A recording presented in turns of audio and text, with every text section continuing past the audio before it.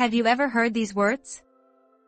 Thoughts become words, words become actions, actions become habits, habits become character, and character becomes destiny. In short, a person's thoughts ultimately determine their own destiny. It seems deep, but it's actually a very simple idea. A person's thoughts influence how they live their life. When you realize this truth, it may already be too late. That's the story for today. My name is Rebecca, and I'm 54 years old. I work as a part-time housewife. I've been married to my husband for 30 years, and our 2 children are already independent. We spend our days together as a couple. You're retiring soon, too. I said this to my husband during dinner. My husband, who is 3 years older than me, will retire in 3 years. He has been working as a banker for about 35 years since graduating from college. Well, when it comes to retirement, it used to be common to use the retirement bonus to pay off the mortgage and prepare for life after retirement. That's right. It was common to pay it off all at once with a large sum of money. But now, it's not like that. Oh, really? According to my husband, there are very few companies that offer retirement bonuses of hundreds of thousands of dollars, and it's good if you can get tens of thousands of dollars. In addition, there is the problem of needing $200,000 for retirement, and more households want to keep as much cash on hand as possible. I listened with great interest to my husband's story, which was very much like that of a banker. What should we do about our house? Well, it's a waste of interest, so why not pay off a certain amount at once? We can save on living expenses to pay off the remaining loan. Fortunately, I can work as a contract employee even after retirement. It's really reassuring to have a husband with a strong sense of money. You're dependable, I said to my husband as I poured him a glass of wine. One day, some unusual guests came to our house. Hey, Rebecca, it's been a while, said my 6-year-older brother and his wife, Annabelle. I think I must have made a face when I saw them. They were unpleasant people, but I didn't say anything. What brings you here in the middle of the day on a weekday? I asked. Annabelle spoke up right away.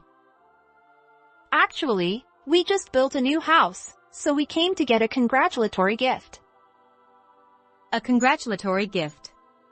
It's really rude to come asking for gifts. I'm sure you all agree. But these people think it's normal, so it's a problem. Come to think of it, these two have been greedy for money since they got married. When they got married, I was still college students, and my brother said to me without any shame, You're over 20 now, so you're an adult. Give us a gift, whether you're making money or not. Going to college as a woman is a waste. You should use that tuition money for our gift instead. Even my parents were flabbergasted by my brother's greed. I thought no one was more greedy than my brother, but I was surprised to find out that Annabelle was just as much of a miser. They talk about money all the time, even during Christmas and New Year's. Rebecca, how much do you make? What's your husband's bonus? What kind of assets does your family have? How much is your father getting in pension? Annabelle asked. There was a web service that was popular recently that analyzed people's brains just by entering their names, but I can imagine that if they entered their names, the word money would be all over the place. They're such vulgar and uncivilized people that I only deal with them when I have to. And yet they're asking for a congratulatory gift for their new house. Wait, new house? I heard that my brother retired at 60 this year. Annabelle seems to be working part-time, but... This might sound strange, but did you get a proper loan for your new house? When I asked, my brother replied. Loan? There's no such thing. I bought this house with my retirement money and the inheritance from our parents. What? It turns out that my brother used his retirement money of $80,000, his savings of $140,000, and my sister-in-law's parents' inheritance of $250,000 to buy a house. I've been living in a rental for a long time, and I wanted to experience living in a house. A new house is definitely nice. Yes, it's really nice. It's much cleaner than this old house. It's barrier-free, and we'll be secure in our old age. However, I'm terrified of such a gamble. But you still have 5 years until you start receiving your pension. Don't you think it would be better to have some savings for your old age? When I said that, my sister-in-law looked at me with contempt. You're such a worrywart. We've thought about that kind of thing. At that moment, my brother and his wife had a creepy smile on their faces as they leaned in close to each other. What are they up to? I found out what they were up to a month later. Rebecca, your dad collapsed. I received that call from my mother during my lunch break at work. My father was fine when I called him a week ago. Why did this happen? I told my workplace what happened and immediately headed to the hospital. When I got there, my husband was already there comforting my mother, who looked haggard and had slumped shoulders. How's Dad doing? When I asked, my husband explained instead of my mother. My father collapsed in the bathroom and was taken to the hospital unconscious. He was diagnosed with a subarachnoid hemorrhage. He underwent surgery immediately and is still being treated. I see. Did you tell my brothers? Yeah, I did, but... My husband hesitated. What happened? Well, they said that they had to talk about the inheritance before his condition. So, they went to the law firm to consult with a lawyer instead of coming to the hospital. What? How much of a money lover are those stupid couples? My father is still alive. Of course, he is in critical condition, and there may be a chance of the worst happening, but it's too inhumane to try to organize money while he is still alive. I am speechless. My mother also has a resigned expression towards the couple's behavior. Really, I'm disgusted. What kind of foolish people are they? My father's surgery was successful. However, my elderly father's condition was not good, and it was a situation where we could not make any predictions. My mother and I took turns visiting my father, but my brother and his wife never showed up. Then, a week after the surgery, we received a call from the hospital. Your father's condition has suddenly changed. My husband, mother, and I immediately headed to the hospital. Surprisingly, my brother and his wife had arrived before us. You were early.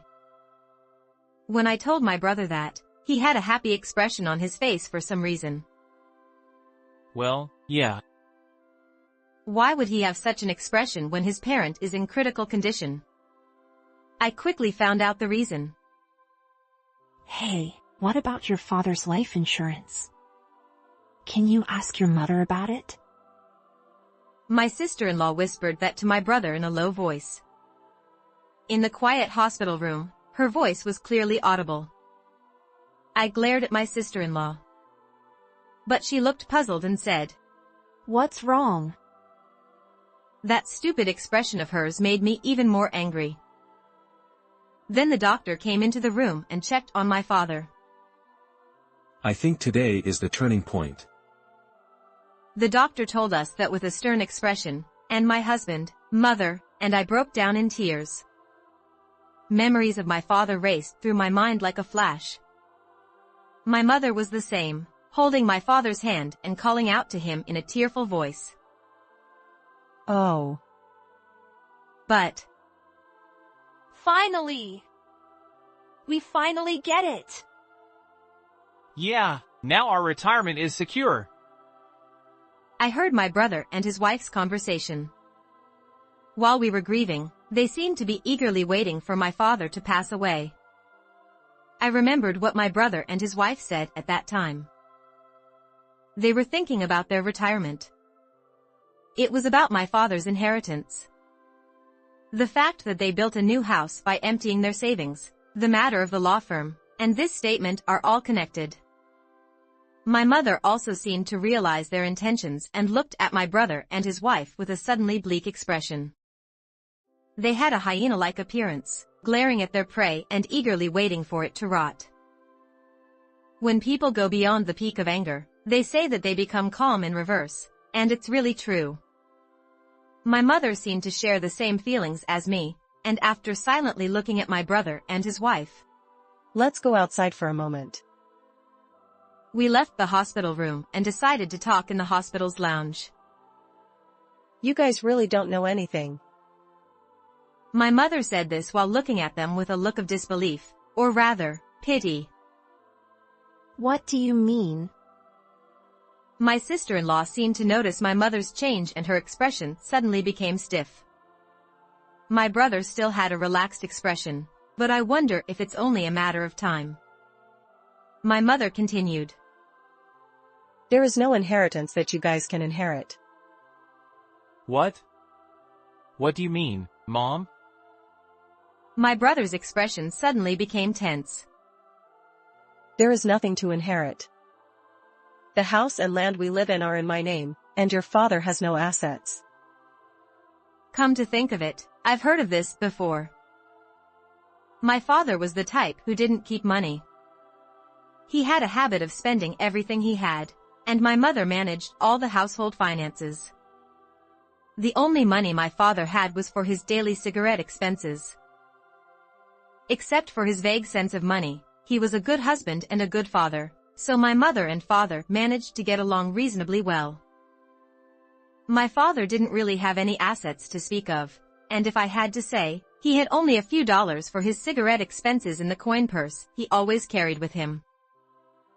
But he has life insurance, doesn't he? Yes, but I am the beneficiary. It has nothing to do with you. My mother said this sharply. First of all, my father is still alive. Yet this couple only thinks about money, mentioning life insurance. When I was about to shout at them, my mother spoke up. First of all, your father is not a weak person who would die from something like this. He was calm when he had a motorcycle accident, when he encountered an avalanche while skiing, and when he was sick. He has overcome cancer and liver cirrhosis with his willpower. If you're talking about inheritance, shouldn't you be more concerned about your own spouse than your stepfather? My mother laughed as she spoke to my sister-in-law, and my brother was the one who vented his anger. Mom, I'm still alive. Don't talk about inheritance. It's inappropriate. That's right. That's rude.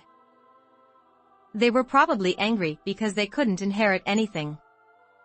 However, It's the same for you.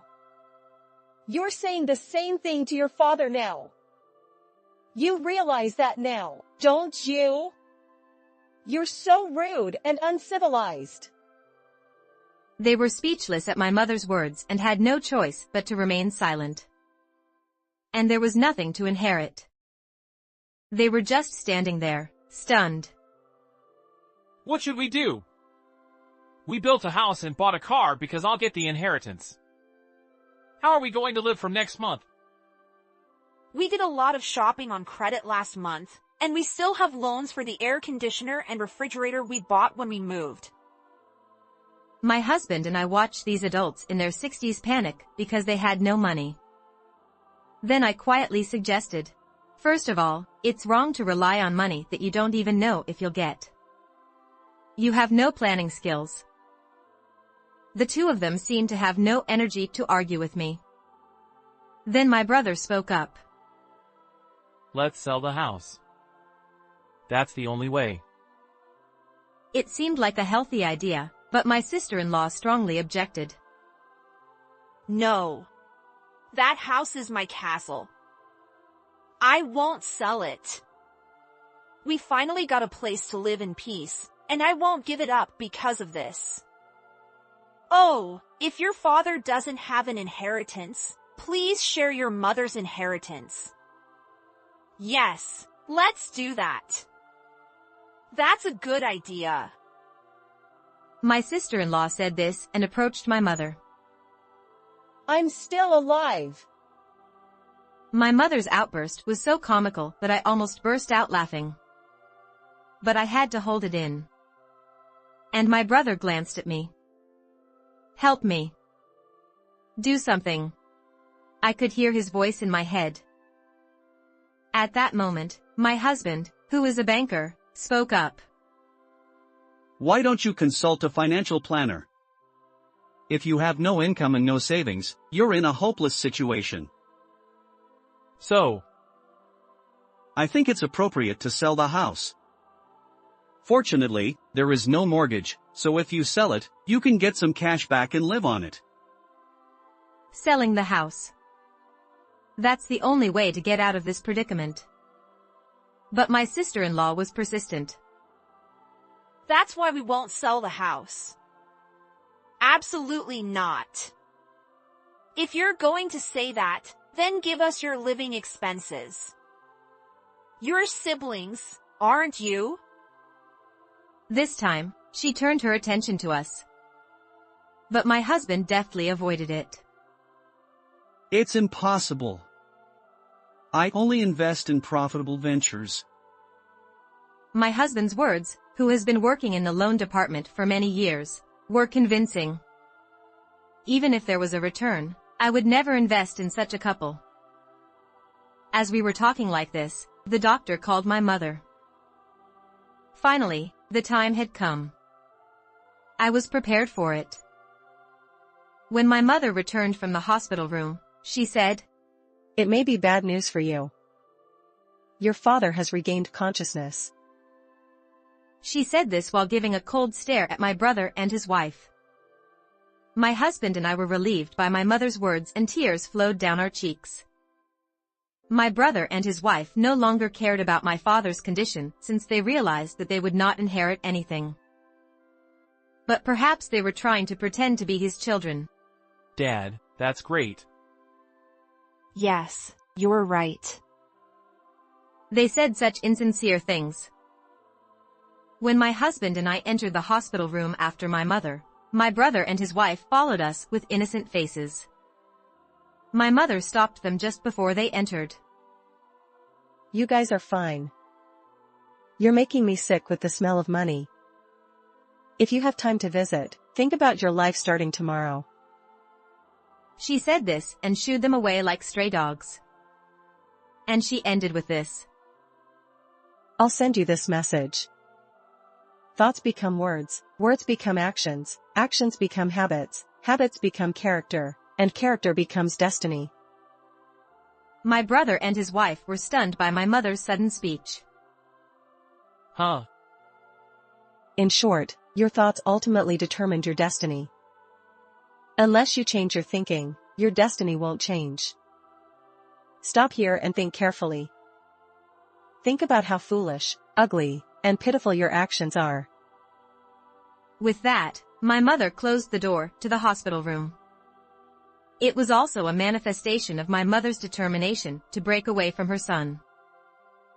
After that, my brother and his wife had to sell their house. They sold their newly built house and land for less than a quarter of the $400,000 they paid for it, just half a year after they put it up for sale. This was because it was discovered that the ground in the area was quite fragile just after they bought the house, and land prices plummeted. Furthermore, the surrounding houses were also put up for sale, and because there was an oversupply, buyers only offered very low prices.